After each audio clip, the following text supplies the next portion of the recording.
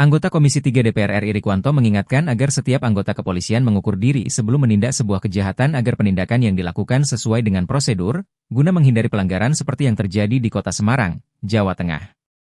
Dia menilai bahwa penembakan yang dilakukan Aibda RZ terhadap siswa SMK berinisial Gero merupakan tindakan eksesif dan tidak tepat.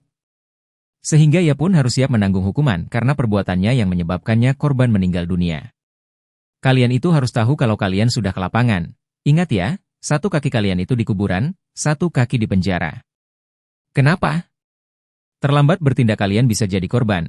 Terlalu cepat bertindak kalian bisa salah dan masuk penjara. Itu risiko, kata Rikwanto saat rapat dengan Kapolrestabes Semarang di Kompleks Parlemen, Jakarta, Selasa, 3 Desember 2024. Purnawirawan Inspektur Jenderal Polisi itu menjelaskan bahwa mengukur diri yang dimaksud adalah menentukan tindakan yang diperlukan ketika menghadapi adanya suatu tindak pidana. Menurut dia, hal itu berlaku terhadap anggota apapun dan pangkat apapun. Mengukur diri itu saya sedang apa? Pakaian saya apa? Preman, sipil, atau pakaian dinas? Atau saya sendiri berdua atau bersama kelompok? Yang saya hadapi ini kelasnya ringan, berat, atau penuh ancaman, tutur dia. Selain itu, polisi juga harus menentukan ukuran terhadap tindakan kejahatan jika terjadi di depan matanya, mulai dari tindakan di tempat berdasarkan kekuatan yang ada, atau melaporkan untuk memohon bantuan, atau melaporkan untuk memohon petunjuk. Kalau enggak, bisa jadi slogan pertama tadi, satu kaki di kuburan, dan satu kaki di penjara, karena tidak tepat mengambil tindakan terhadap situasi kondisi yang terjadi di depan matanya, ujar dia. Dia juga meminta kepada kepolisian agar sesegera mungkin memberikan informasi sebenar-benarnya secara faktual dan aktual jika terjadi peristiwa-peristiwa serupa. Karena keterlambatan informasi resmi dari kepolisian akan menyebabkan publik berandai-andai terhadap suatu kasus. Pasalnya, kata dia, kasus yang terjadi di Semarang membuat masyarakat bereaksi setelah menerima berita-berita dan informasi dari media sosial. Menurut dia, masyarakat pun merasa miris ketika merespon berita seorang polisi yang menembak siswa SMK tersebut. Dan saya pribadi melihat terlalu lambat dari kepolisian untuk merespon berita itu. Ada kegamangan, ada waktu yang cukup luang untuk banyak orang berspekulasi, ucap dia. Pak Rikwanto? Ya. Ya, Pak Rikwanto, silakan. Pak Rikwanto. Terima kasih pimpinan Komisi 3, rekan-rekan Komisi 3 yang saya hormati, Pak Kapolrestabes dengan jajaran, Pak Kabid Propam ya, dari Polda ya.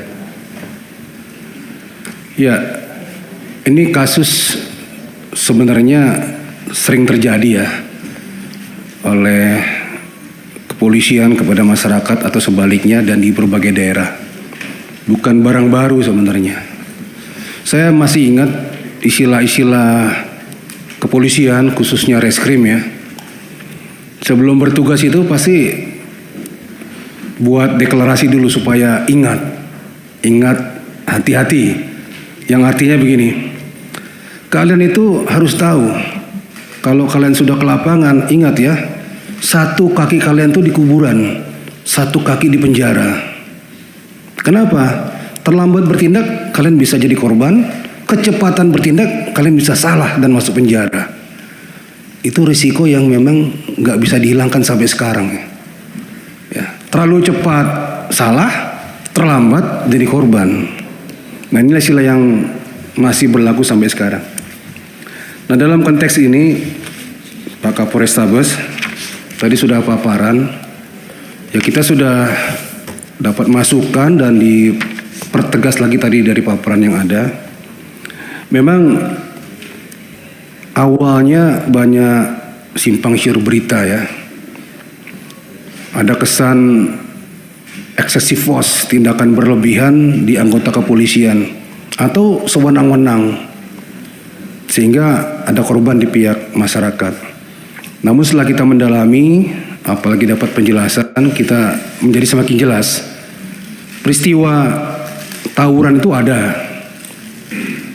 Dan pelaku-pelakunya ada. Dan informasi ini didapatkan dari lingkungan.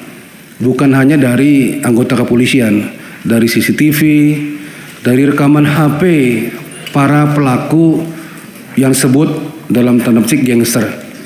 Dan para pelaku tawuran. Ini informasi yang bagus untuk memperjelas tentang peristiwa yang terjadi sebenarnya.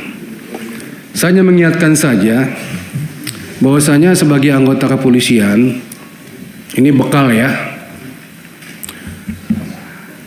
Di lapangan itu baik patroli rutin maupun sedang tidak patroli, sedang jalan ke suatu lokasi, apapun, tapi dia sebagai anggota kepolisian harus mewaspadai hal-hal sebagai berikut.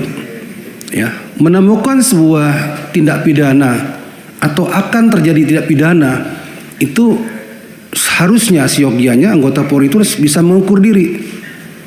Mengukur diri itu saya sedang apa, pakaian saya apa, preman, sipil atau pakaian dinas. Kemudian saya sendiri berdua atau bersama kelompok saya. Yang saya hadapi ini kelasnya ringan, berat, atau penuh ancaman terhadap pribadi saya sendiri sebagai petugas, terhadap masyarakat, atau terhadap calon pelaku itu. Ini diukur betul. Setelah diukur baru tindakan apa yang saya akan lakukan. Jadi dimanapun, pangkat apapun, kalau melihat tindak pidana di depan matanya akan terjadi atau setelah terjadi, ukur diri. Ya, saya harus tindak segera langsung di tempat dengan kekuatan ada pada saya. Setelah diukur-ukur, atau saya harus melaporkan, minta bantuan, atau saya harus melaporkan, mohon petunjuk, harus diapakan. Ya, kalau enggak tadi, bisa jadi yang slogan pertama tadi, satu kaki di kuburan, satu kaki di penjara. Karena apa? Tidak tepat mengambil tindakan terhadap situasi kondisi yang terjadi di depan matanya. Nah, saya melihat fakta kejadiannya seperti itu. Jadi anggota kita, anggota Kapolres itu, Abda R ya, itu dikategorikan excessive force, ya, berlebihan atau tidak tepat dalam mengambil tindakan. Nah, padanya ya risiko harus diambil tindakan hukum juga, karena ada orang yang menjadi korban, meninggal dunia. Inilah saya kasih masukan kepada anggota Polri, khususnya Polrestabes ya, ukur diri dalam mengambil tindakan. Jangan sampai tadi yang slogan pertama itu yang saya sampaikan terjadi. Kemudian yang kedua, ada kelemahan kita melihatnya dalam komunikasi dan informasi. Ya. Dalam waktu singkat kejadian itu sudah masuk online beritanya, sudah masuk medsos beritanya. Ya. Ada anak paskibraka ditembak polisi. Ya, betapa gegernya masyarakat. Betapa mirisnya masyarakat melihat judul beritanya seperti itu. Pasti ada reaksi. Dan saya pribadi melihat terlalu lambat dari kepolisian untuk merespon berita itu. Ini ada apa? Ini ada apa?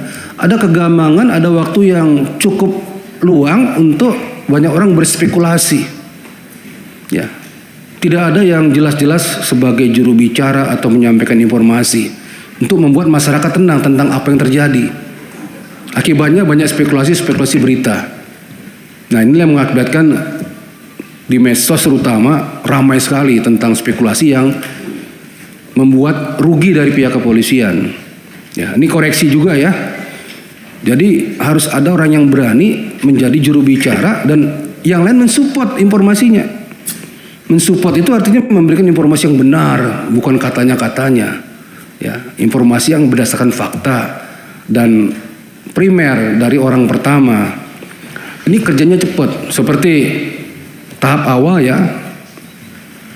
Kalau kita pernah belajar itu WH question itu kan, apa, di mana, kapan, bagaimana gitu ya. How-nya nanti, bagaimana nanti, why, mengapanya.